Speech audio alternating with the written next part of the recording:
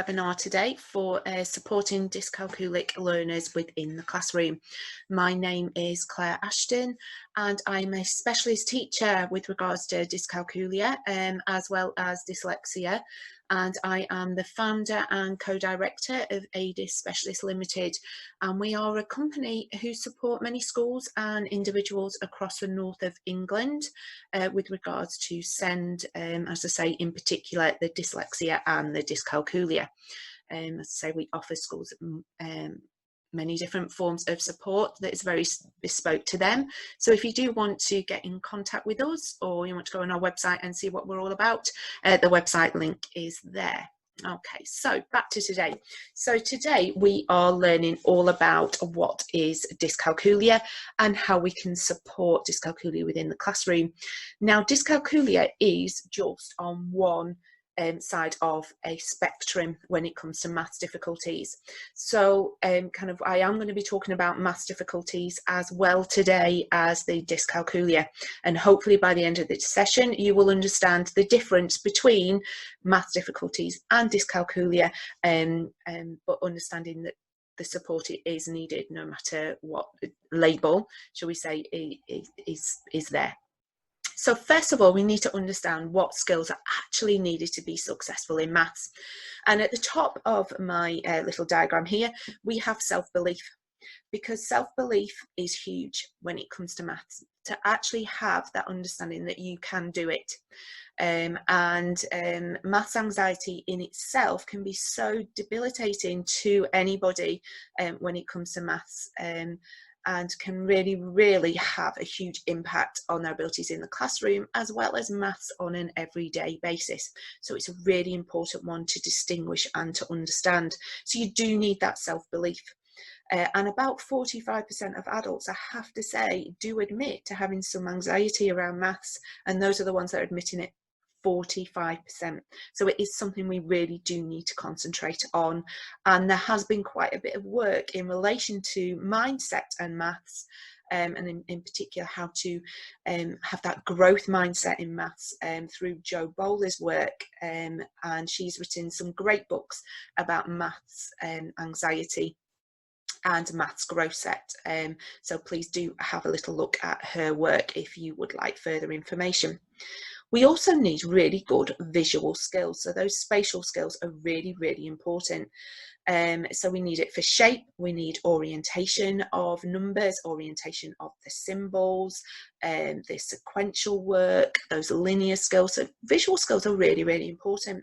We also need really good literacy skills in maths. So to be able to read word problems and pull out important information to work with. So kind of reading and understanding that maths vocabulary and process this written work quickly and effectively. Okay, we also need a really good memory. So we need good effective storage, access and retrieval systems. So not only do we need good short-term memory, to be able to take that information in, but we need to be able to store it. So we need that long-term memory, and we need to make those links so then we can retrieve it. So that's really important, and that links to having effective and flexible working memory, because we need to not only be able to work with the information and manipulate that information whilst we're working with it, and then we need to be able to take that from our working memory into our long-term memory. So we need to have good working memory skills. We also need a really good sense of number, and it's this that is the main component when it comes to distinguishing maths difficulties and dyscalculia. It's that sense of number. Okay, so we do really need to understand the number system. We need to be able to make distinctions between numbers and sets of objects. We need to have that intuitive understanding of how many there are when we're talking about small sets of numbers. And we need to understand that number permanence, and you know how objects, 5 objects, 7 objects can move, and there's still 7 objects there. And we need to have a good knowledge of the place value system. Okay, so that sense of number. We need to also be able to learn and use strategies. So we need to be able to understand how those strategies link to each other, and how to retrieve them and use them and apply them with the reasoning as well. So there's quite a few things, skills that we need to be successful when we're talking about maths. So kind of maths difficulties can present in many other specific learning difficulties, okay? And lots of learners who are neurodiverse find many aspects of maths difficult, and math difficulties can form part of their profile. All right, so that's why it's really important to think of learners as being neurodiverse rather than trying to stick them into little boxes of labels. Okay, so looking at that holistic profile of the child and not just looking at a distinct area. Okay, so kind of with regards to dyslexia, they could have difficulties with sequencing. They could have difficulties with working memory. They could have difficulties being able to estimate, or with place value, or kind of with that whole language of maths, or the ability to process the written word of maths, or problem solving of maths, or understanding the layout, or kind of being able to link when it comes to the reasoning and maths. So there's many reasons why it could come within a dyslexic profile. Also within a DCD, so developmental coordination disorder profile, also previously known as dyspraxia. So there could be these spatial skills could be lacking. There could be a confusion of symbols like the addition and the multiplication. You very easily get those two mixed up. And thinking of those visual skills are very demanding in maths, especially around shape, around graphs, around nets, and about the whole setting out of work. So their work could be quite untidy with that. When we think of ADHD, so attention deficit hyperactive disorder, they could have difficulties with working memory due to that limited capacity to process and manipulate that information. They could have difficulty with reasoning when it comes to maths as well. But all across all of the neurodiverse, there could be this maths anxiety that's underlying the maths difficulties. And that needs to be the first question that is asked when you are looking into maths difficulties of anybody, is that maths anxiety. And so kind of having a look at how you can actually kind of assess for that, one way is through asking them. One way is through the questionnaires, asking specific questions. And for example, Steve Chin's questionnaire for maths anxiety is really, really good from his More Trouble with Maths book. So you might want to explore it through a questionnaire. Okay. So actually, how do we make that distinguishable maths difficulties from dyscalculia? So as I said at the beginning, you know, dyscalculia, maths difficulties, there is a spectrum there, and dyscalculia is at the end of the spectrum.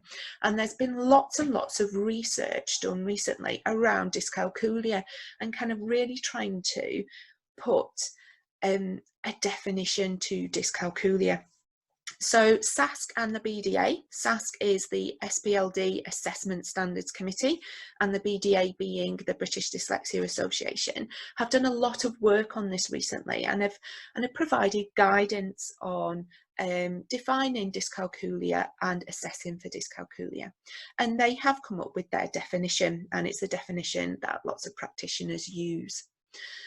So I've kind of put within bold there as to kind of the areas to really concentrate on when it comes to defining what dyscalculia is. So it is a specific and persistent difficulty in understanding number. It's that number sense.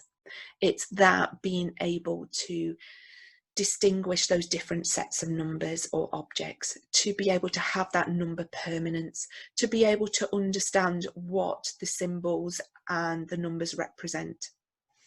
Okay, it can be unexpected in relation to their age or their level of education and experience. Okay, so it's about looking at you know, looking at kind of what's age appropriate for that child, what education they've actually had with regards to that in the past, and what their experiences have been. Okay, so you need to look at those things. It is a continuum, as I've said, and there's many factors that can impact on that. Okay, and as I've said, it falls at one end of the spectrum.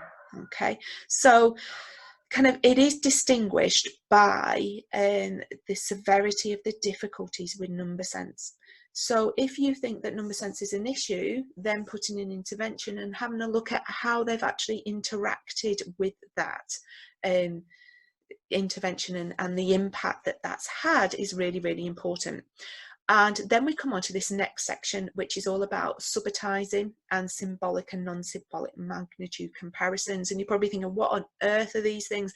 And that's what I'm going to go on to now. Okay, but those are the real distinguishing things that actually you can look at and investigate yourselves, whether you're a parent and you want to investigate that, or whether you're a teacher or a Senko within the school. But it's remembering dyscalculia can occur on its own, or it can occur with other learning difficulties, in addition to maths anxiety or certain other medical conditions. So certain other genetic conditions can also mean, you know, it impacts on that part of the brain involved within maths. All right, so as I've said, I'm going to explain to you what we mean by that subitizing and what we mean by the magnitude as well. So subitizing. So subitizing is when you intuitively know how many objects are there by what we're talking about, a small amount of objects, so nothing above 7. So everybody has this intuitive knowledge of how many there should be. Okay, so having a look here at this group of children, without counting them, we know there's about 5. Okay, all right, so we know that there's about 5. There's no need to count them. All right, you may then count to check your comparison is correct, but there's 5, and you know that by looking at each of those pictures, you know that the children have just moved. There hasn't been an additional child or additional 10 children has been added. So you understand about that number permanence, that even though those numbers of those children have moved, there's still the same amount of children there. So you can have a look and delve into this with a child by using counters. So you can be putting down, say, 3 counters and then covering them up and saying to the child, how many do you reckon there are? Okay, and then if they say, you know, about 3, 4, 2, yeah, they're about right. If they're then going, oh, there's 1, 2, 3, then you're kind of thinking, well, is there a problem with number sense there? Okay, so now I'm just going to get them to look away, move them around a little bit, show them again, say, how many are there? If they're saying there's still 3, or if they're then having to kind of go, oh, and count again, then you're kind of thinking, well, actually, have they got a difficulty there with number sense? Could this be dyscalculia? So therefore we need to delve a little bit deeper. Okay, so that's what subitizing is. Then when we talk about magnitude, symbolic, meaning you're using numbers to represent, or non-symbolic, so you're using diagrams or objects to represent. So here in my non-symbolic magnitude, I have got a group of drawings of people. Okay, so looking and comparing those two, because that's what you do with the magnitude. It's your ability to compare and make distinctions between 2 sets of objects or 2 sets of numbers. Okay, so having a look there, I can see that the top one, there are more people than the bottom one. Okay, that's my comparison. All right, so you can do this with numbers and you can do this with objects. So for example, the number 14 and 41, yeah, I can compare those two and I can say that 41 is bigger than 14. Now, somebody who has got difficulties with place value or their understanding of number sense can't always make that difference, can't always find it really difficult to distinguish that difference. Okay, it is something that's actually in all of us, including animals, to be able to make and compare distinctions between 2 sets of objects, to be able to say which is more and which is less. Now, if you have a little look at my numbers at the side, I've got an 8 and a 5, and my 5 is physically bigger than my 8. This is known as the Stroop effect. Okay, and it's where you're kind of distinguishing the numerical meaning behind a number rather than just the size.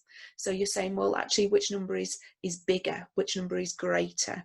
And kind of if the child is saying 5, then you need to be asking more questions about, well, why are they saying 5? Is it because they're just thinking of the size, or actually is it because their understanding of the number meaning behind that symbol isn't quite there? So that's where you can do lots of these kind of tests yourselves, little assessments, little observations, for you to actually figure out, well, have they got a good number sense there or not? Or is that something that we need to work on?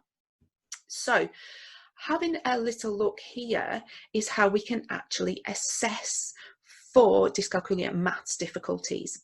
Now, word of warning here, these assessments are not going to give you a diagnosis, or a child a diagnosis of dyscalculia. That can only come from specialist person. So that could be an educational psychologist or a specialist teacher that has the right qualification to be able to give that diagnosis. Okay, and there's lots of guidance on this, as I said, from SASC, and BDA have done an awful lot with regards to this. You need to make sure that the person assessing the child has a level 7 qualification in maths difficulties. Okay, so you do need to make sure and ask those questions. Don't be afraid to ask the questions of the specialists that you're getting into your school. All right, so here we've got some screeners. So I've given you a whole list there of loads of different screeners. So the Dyscalculia screener, that top one, Butterworth, is obtainable through GL assessment. So you can have a little look at that one. There is a cost to that. There is the numeracy screener that is free, that again is another online one that's quite good, that's been developed. So please do look at that. We all like something free to delve into. And then we also have the Dynamo Profiler, which again, there's a cost implication to that, but I have to say the Dynamo Profiler is really good because it really distinguishes the difficulties that a child is having, really shows what those strengths are, what those difficulties are, so then you can use that information to help you to inform your intervention. Okay, there is one there for FE and HE, which is Dyscalculium, and again that's an online screener there. And there's IDL Numeracy, which is also an online screener, and they are offering that for free at the moment. So if you wanted to have a little look, if you've used IDL before, so they do you know, IDL literacy as well, so there is a numeracy screener there. So please do have a look at those links. You can also do some questionnaires, and I've with your resources for this webinar, I've included some questionnaires for you to have a little look at with regards to dyscalculia. So please do look at those. There's also kind of the observation. So it's really important that you observe the child doing their maths. You ask the child, why have they done it that way? And you're really exploring their understanding of maths, their understanding of number sense, their ability to remember, going back to those skills that we actually need to be successful in maths, going back, well, actually, what are the areas of difficulty for that child? Okay, so observation is key. And as I've said, it's then understanding when it's important to go with that specialist advice, to then kind of to ask for further support. So remembering to follow that graduated approach within that code of practice, you need to be putting into place intervention. You need to be doing your own kind of investigations. You need to be putting in some quality first teaching techniques, which hopefully today's webinar session will be providing you with lots of ideas to put those into place, and then be measuring the impact of those before then deciding, well, actually, no, we need further input here, we need further investigation, because this child is having continuous difficulties in this area. Okay, but again, remembering that specialist advice, make sure they are qualified to be able to give that. Okay, Right. So from these screeners, from these assessments, from these observations, it then gives you a baseline to then understand where the intervention needs to be focused. And this can sometimes be the sticking point for many teachers. They know that the child has difficulties in maths, but they're not quite so sure on the area that they need to work on. So I'm going to be now looking at how you can help to support maths in these 4 different areas. So how you can support them with regards to their core number sense, how you can support them with their reasoning skills, how you can support them with their visual spatial skills, and how you can support them with memory. So hopefully from those investigations that you've done, you're then able to put in the right quality first teaching and intervention to help to support the child. Okay.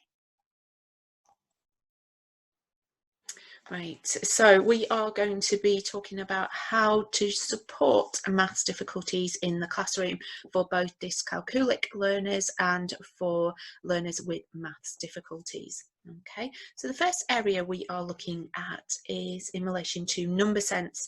So it's kind of, as mentioned previously, this is the area that dyscalculic learners have most difficulty with. Okay. So we need to build on, we need to build a strong vocabulary for maths. So we need to kind of link up with visuals and with kind of all of the different vocabulary for each of the different areas of maths. So don't just think of vocabulary in terms of addition and subtraction and multiplication, etc., but also all of the other vocabulary that is very technical to maths. You need to make those very explicit links. So you need to be doing some pre-teaching, pre-learning of that vocabulary, so children kind of have a resource to then build on and to feel confident in when they're faced with those lessons.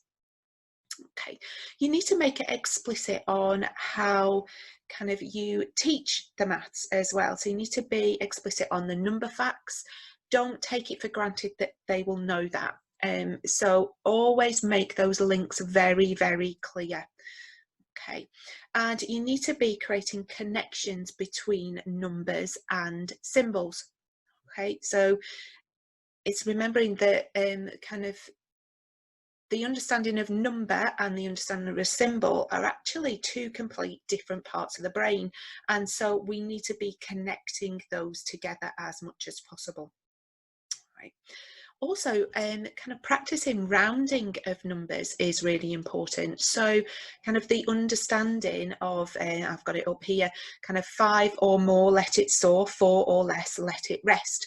So just like some simple kind of activities, but they need to be called on quite frequently as a skill that needs lots of overlearning and repetition. So kind of those rounding of numbers, that understanding.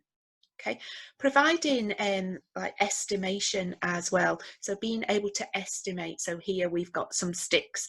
Estimate how many sticks there are.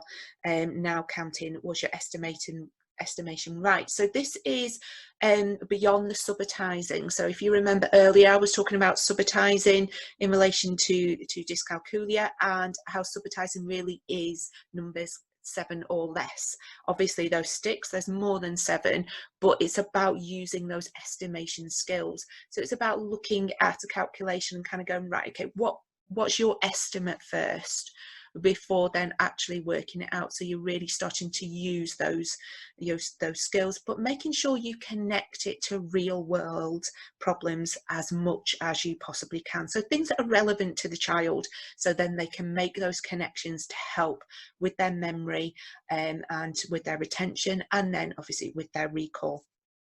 Okay, so also place value is really important, and that visualization of place value.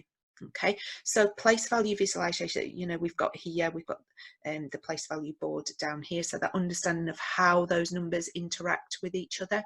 Okay, this is a really good one, the place value robot here. So you can see actually this is the number, but this is what it means in base 10. Again, this is a visualization, this is a diagram, so you need to have the concrete. So, you know, using actual base 10, can they make that number with base 10? Can you show them how to do that and then they do that? showing it in expanded form. So again, understanding that the 3 means 300. Have they got that? Do they understand that? And so has that explicit link actually been made, you know, more than once? So it needs to be continuous, and you need to keep revisiting these skills all the time, as well as within that word form. So they're making that link all of the time. Okay, then bridging through 10. So understanding how to bridge through 10. Okay, so again, you can be using lots of the concrete apparatus, and that's really key across the board for these skills, that concrete apparatus, to help them to understand what it actually means to bridge through 10, to bridge through 100, how to do that, what is that actual, not just the process, but the understanding behind that process.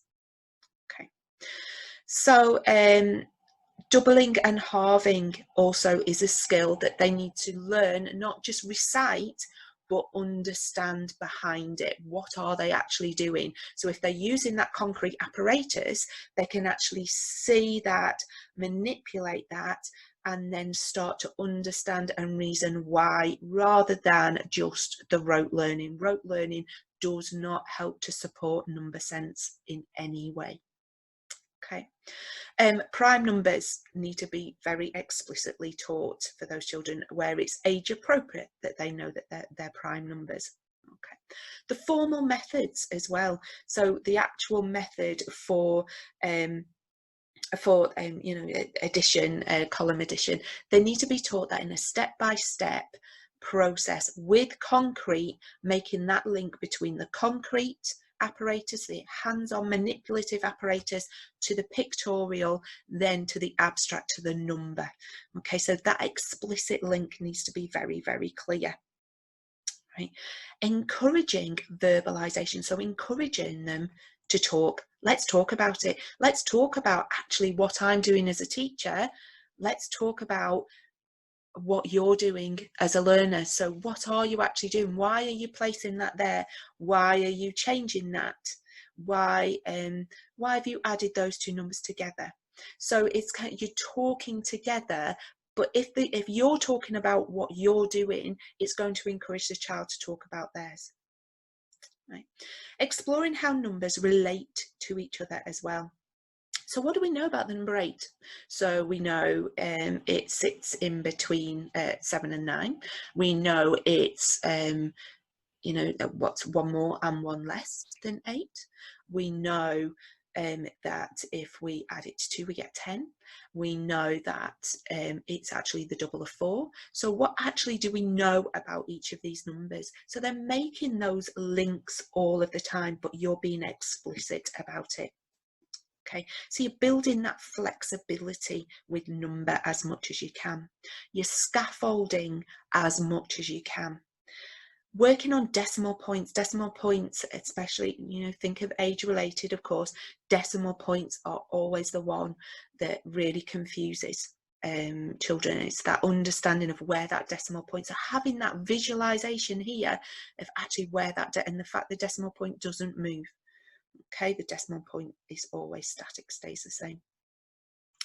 Helping to understand what numbers are made up of and how numbers work. Okay, right, so making those explicit links when you are talking about the relationship between numbers. Right, don't stop a child from finger counting. Finger counting is key. I still finger count now. It's a key skill, and actually the part of the brain that works on your maths is the same part of the brain that you use for your hands. So it's one of those, it's an automatic. So please don't stop a child or a person actually using their fingers to help them. It's a strategy that they need to learn to use, and a successful strategy at that. Okay, as I've said throughout, you need to practice, overlearn, revisit their existing knowledge, because that means that when it's needed, it's a lot easier for the child to retrieve that knowledge quickly. All right, so that lots of practice, that overlearning is very much needed. Okay, so that's how we can help to support with our number sense. On to the next one. So reasoning. How can we support maths difficulties with regards to reasoning? Okay, so using derived facts. Okay, so what derived facts do you actually need to teach? So kind of it's understanding, well, actually, what are the facts that a child needs to then build new facts? So if you're talking times table, actually the only times table that anybody needs to know is their 1 times, their 2 times, their 5 times, and their 10 times. That's it.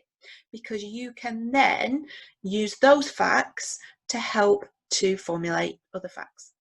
Okay, so as long as you understand and know how to apply that knowledge, and you've been explicitly taught how to apply, rather than just thinking, well, they're going to know that if they combine the 5 times table and the 2 times table, they're going to get the 7 times table.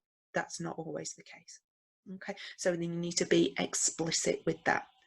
Explicitly link to real life. Like we've said within the number sense, you need to relate problems to real life. Okay, and really can provide that picture for them, that context understanding, to then be able to think, yeah, actually, yeah, I do understand what this problem is asking me to do and how to solve it.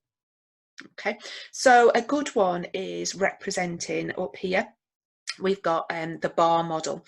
All right, so bar modeling, and bar modeling is a great visualization technique to help with problem solving, to really visualize what is that problem actually asking you to do, and it represents that maths concept using those diagrams. So a prime example of the Singapore maths concept is shown within Maths No Problem. So Maths No Problem is the UK kind of version to the Singapore maths, and it's where you really start to visualize and start to think about the context of that calculation. Okay, so yeah, so please do use as much visualization as possible. And it helps as well without verbalization, to be able to verbalize the thinking surrounding the maths. You need to also develop the metacognition skills. So here we've got the metacognition cycle here. So reflecting actually what's worked in the past, what strategy has helped them in the past, what strategy hasn't helped them in the past. Okay, so kind of drawing 100 dots and then drawing 14 dots, that was too long to then understand 100 add 14 before in the past. So that strategy didn't really work. So it's kind of then thinking, well, no, what strategy could work? Could I use my base 10 to help me with that calculation now? Okay, so it's just thinking of those things. And role-playing maths scenario. So role play is key. So up here we've got a role play of kind of the weighing for a post office. Okay, lots of people think role play shops. You can role play many different maths scenarios. Okay, how maths is actually used in real life, and sometimes that's the biggest question that lots of children say, actually, will I need to use this in real life? So you need to make it explicit how they can use these skills in real life. So role play scenarios work quite nicely. And having those strategies to problem solve, so actually understanding and being quite explicit with the types of how to break down a problem and then how to rebuild that problem to then solve it. So really having that plan of action, which is sorry for the poor quality of the picture that I've taken there, but having that flow chart of kind of that problem solving is important. Focus on the understanding of the concept rather than rote learning. So as I said in the number sense, rote learning really doesn't help children when it comes to reasoning. Okay, they don't understand the process, the concept behind it. So that kind of really focus on that understanding of the concept. Can they actually show you their understanding, and that's the biggest one really. Can they show you their understanding? You can use many other forms of support as well to help with their reasoning. Flexi tables are a great one for kind of those children of remembering, taking that memory load, shall we say, off when it comes to remembering those times tables. Okay, so those are some ideas to help with reasoning. Now, how can we support difficulties with maths when it comes to memory? So memory, there's so much kind of information out there on how to help to support working memory. Memory is like a muscle. It can be developed and it can be improved, but in order for it to be developed and improved, it needs lots and lots and lots of regular practice to be able to do that. Okay, all right, but we all have this memory shelf, and kind of depending on where that child is with their memory shelf, and you can do like a digit span test to work this out as to where their working memory shelf is. It's like, is it 3, maybe 3 facts, maybe it's 4 facts, maybe it's 2, maybe it's just the 1 fact before everything starts to slip off their shelf. So it's about understanding how many facts that they can remember, and how you can alleviate, how you can help to support that working memory. So giving the number facts is important. So if that's not what you're working on, if you're working on a different strategy, but they need to know that number fact to be able to access that strategy, giving them those number facts can really, really help to support them develop their understanding of the strategy that they're learning. Slow the pace of work. Don't do the timed element. As soon as you start to add the timed element, lots of people become anxious. That's when maths anxiety really starts to come out. And so just try and avoid that timed element as much as possible. Read problems to the learner. Highlight specific areas of the problems that they need to focus on. Really be explicit in how you're doing that, so you're scaffolding for them to be able to then do that skill independently, but it needs to be part of a process and not just an automatic. Okay, so you need to help them with that. As I say, that focus on understanding rather than the rote learning, which is what I said within the number sense. Overlearning, little and often.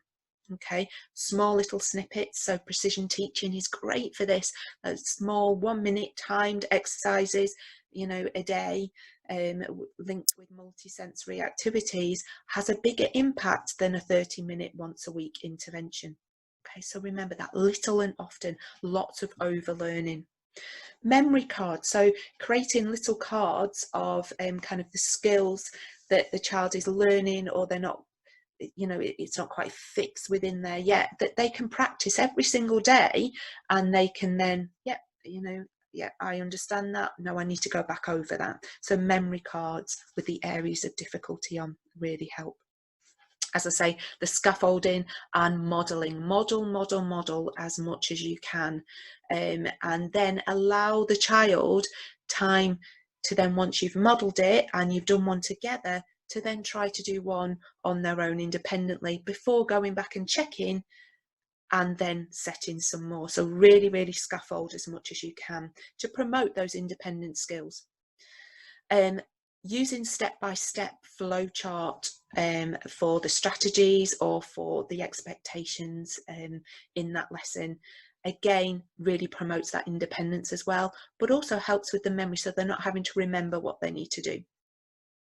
Using diagrams to visualize, so again, you know, using the bar modeling, as we've mentioned, so really kind of making it as multisensory as possible. Okay, using those concrete apparatus. So here again, you can see the Lego, using that concrete, using that visualization, using things that link to them that they are interested in. Okay, you can also do memory interventions. There are many different memory interventions that you can use to really hone in on specific areas of memory, and just doing those memory interventions, short, sharp and sweet, every single day, actually does have an impact and helps to build that memory. as I say, overloading. Don't overload it. Always give a child, a learner, the sequence and in the right order. So those verbal instructions need to be in the order that you expect them to be delivered. So don't overload that memory system. Be precise. Don't muddle things up. Okay. As I've said, the more often the learner practices, the easier it is to retrieve. So build in that intervention for them to practice and to allow that time to verbalise that learning as well. Multisensory across the board as much as possible. And building up that database of facts. So again, the overlearning, you know, the overlearning of their number bonds, not rote, but actually using concrete manipulatives. Right, and concrete as much as possible. Okay, so how to support maths difficulties with regards to visual and spatial. Right, so using rulers to highlight one question at a time. So this is where the reading ruler really comes into play. So you can use the reading ruler here to really focus in on one question. So again, it's not that overloading of the visual stimulus for the child, so they're really focusing in. You can get these great little handles that you can then take on and off whatever it is that you want, really. And so rulers with handles are really important for kind of anybody that has got some fine motor type difficulties, so that they can see it fully rather than their hand kind of holding over part of it. So it makes it easier to manipulate the ruler. Okay, highlight, just like before with the memory, highlighting specific areas, but again, making it very clear the bits they need to highlight. Otherwise, you find out that they highlight the entire problem. So just they have to actually be taught this skill. Okay, verbalize what you actually see. So verbalizing, this is what I'm doing, this is what I can see with regards to that problem, with regards to that shape, this is what I can feel. So you're really multi-sensory as much as possible, so that it's not just that one visual skill that they're working on. They can actually kind of hear what you're saying as well as touch it and manipulate it in that way. Scaffold the layout for learners who find it hard to keep their work tidy. So you provide that scaffold. So here I've shown an example, providing that scaffold for them to then add their bits on, and you can take parts of that scaffold away each time. So again, you're promoting that independence. So it's about knowing when it's appropriate to take that scaffold away, so kind of building up to that point. Okay, so you're using more of that closed procedure type of questions when it comes to maths. Okay, but remembering always to know when it's important to take it away, so it doesn't become a barrier to their learning. Okay, so then maths anxiety, how to support their maths anxiety. Now, as I said, it's the most important element that we need to look at to start with, because it runs across the board. And we need to develop the resilience and their understanding it's okay to get it wrong. It's okay. That's the part of the learning process. So there might be some very specific work that you need to do on just understanding it's okay to get something wrong. And a great example that I always use with my learners is that first attempt in learning. It's not a fail, it's a first attempt in learning, and it's okay to fail. It's okay to get it wrong. As a nation, as human beings, we won't be where we are today without people getting it wrong. So it's about, you know, them understanding it doesn't need to be right first time. Okay. So it's that mindset work that we were talking about right at the beginning that can be developed. So using more open-ended type questions, using more investigation work in maths rather than right or wrong type answers. Okay. praising as much as possible. Okay, breaking down the learning into small sections, so they're not just like, oh, I've got to get to here, but actually showing them more in a step-by-step process as to how they can achieve that. So that's small steps.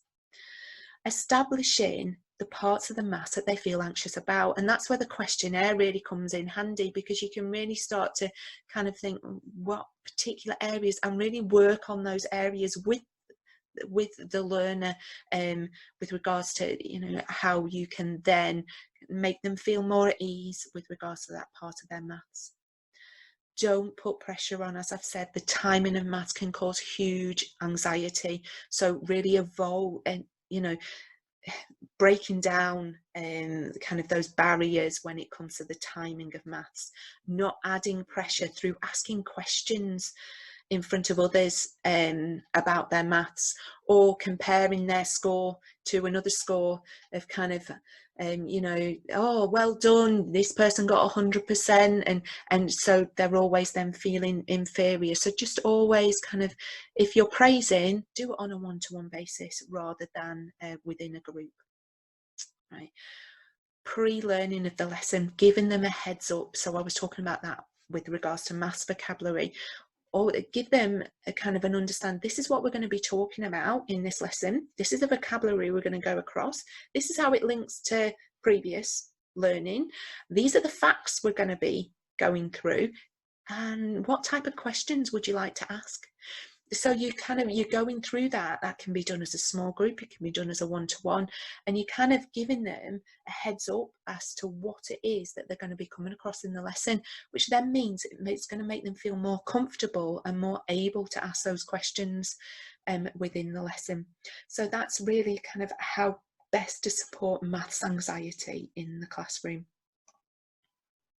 Okay, so then it brings us to quality first teaching of maths.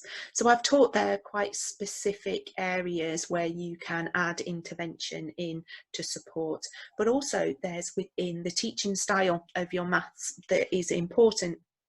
So here, the wonderful Ofsted. Ofsted have actually got it right this time, I have to say, when it comes to their inspection framework. I'm very much impressed when it comes to their maths, because what they are asking for, and I've bullet pointed it there for you, they're asking kind of really the key areas of what should be found within a maths classroom. And it's the way that specialist teachers have been teaching maths for quite some time. Okay, so it's all about that connecting of that new knowledge with existing knowledge that we've spoken about. It's all about kind of identifying very clearly what the starting points are for the child and what their gaps in learning are. It's all about understanding that unconscious competence, so they are able to retrieve information efficiently. So that's where I was saying about that relearning and overlearning, so it becomes easier for them to be able to retrieve. The fact that it's actually delivered in sequence and in small steps. So again, you know, that's that small step learning. And the reasoning and problem solving is actually explicitly taught rather than just expected to know. And those connections are very easily made. And there's lots of revisiting of previous learning. That's what they're looking for. That's what I've just spoken about across all of those areas of maths difficulty. Okay, so that's something that they are kind of looking at.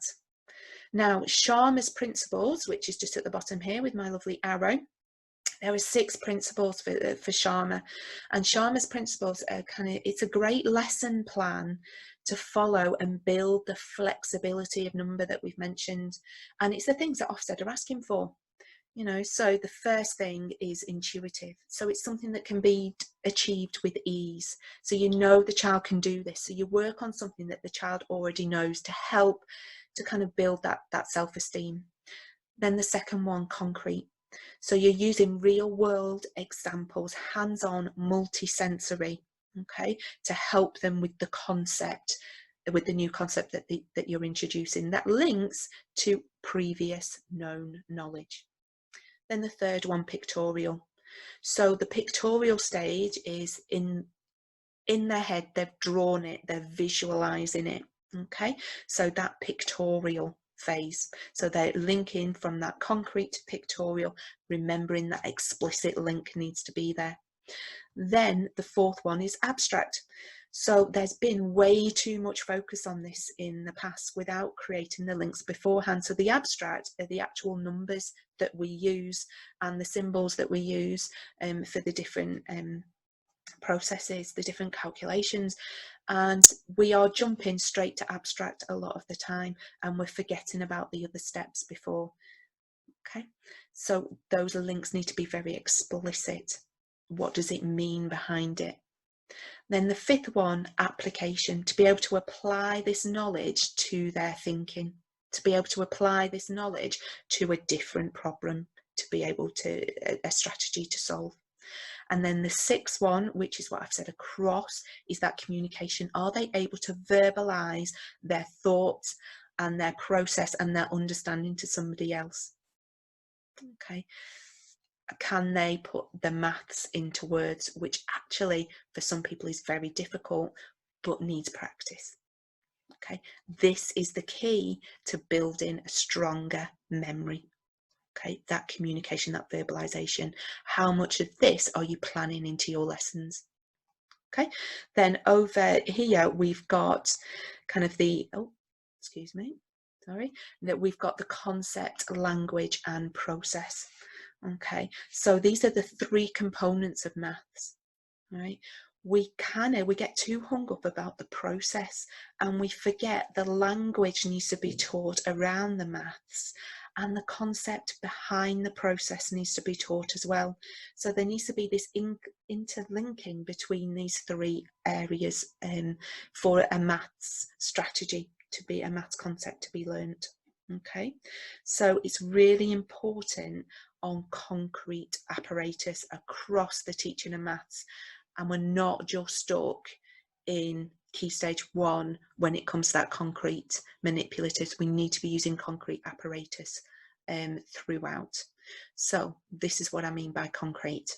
So we've got discrete materials. So the discrete means that we can move them individually. So counters, prime example, pasta shapes, you know, any type of material you can move individually, which is great for the remote learning side of things. Then you have kind of the continuous materials. So remembering concrete you know, manipulatives or anything that can be moved, touched, or felt. Okay, so they're continuous. So base 10, you know, there's prime example there. The Numicon is another example of continuous.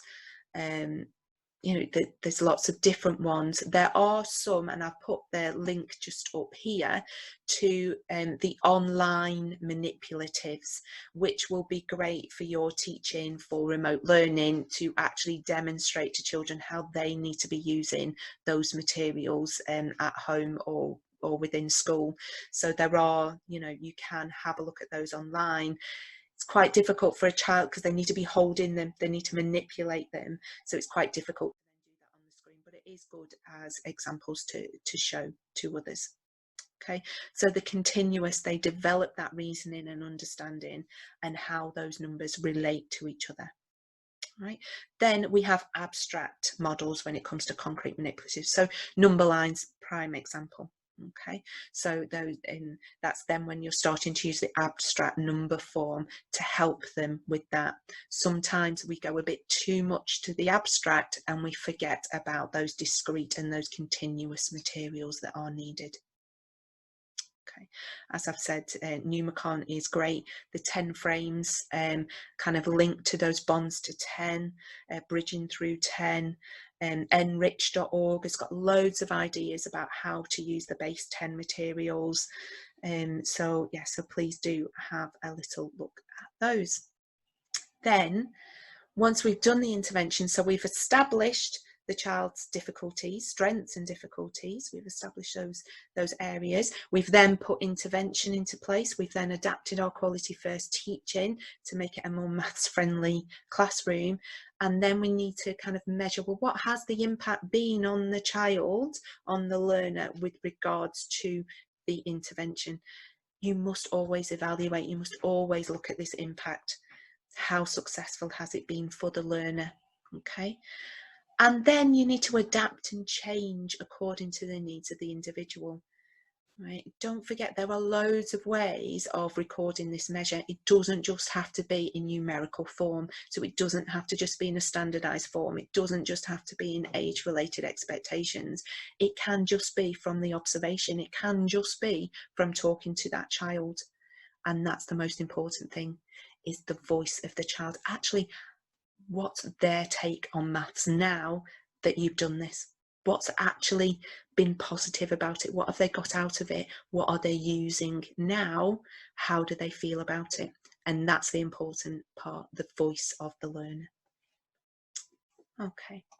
So I just want to say thank you very much for listening. I do apologise if there's been any background noises at all, as we are all kind of working from home, and the joys of remote learning of my children. So there may have been a few background noises of dogs or doors or whatever. I apologise for that, but that's where we are in this world at the moment. So so thank you very much for listening. I hope you've enjoyed the webinar. I hope that you now have a better understanding of what dyscalculia is and how maths difficulties can present in other specific learning difficulties, and most importantly, how you can best support those difficulties in the classroom and on an individual level. If you do want to learn a little bit more about dyslexia, I know that the other director of AD Specialist Limited, Claire Woodcock, is doing her talk on dyslexia and how to support dyslexia in the classroom. So please see if you can have a little look at that one.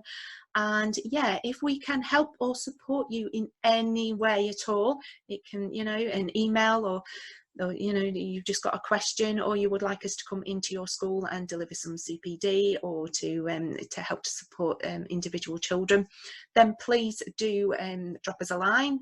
So our email address is there, as well as the web address.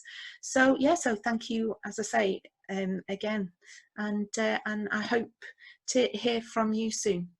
Okay, thank you. Bye-bye. Hey, it's Ian here at Studio TV.